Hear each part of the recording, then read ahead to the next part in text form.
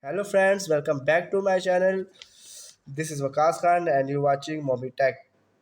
Friends, today I am going to tell you how to you protect your iPhone data from hacker.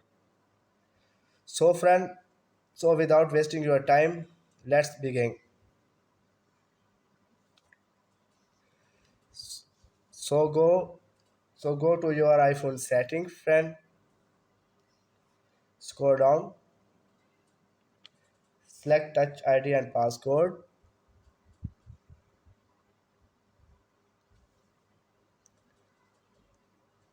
See friend, enter your passcode. See friend, scroll down, select erase data, enable. Select enable.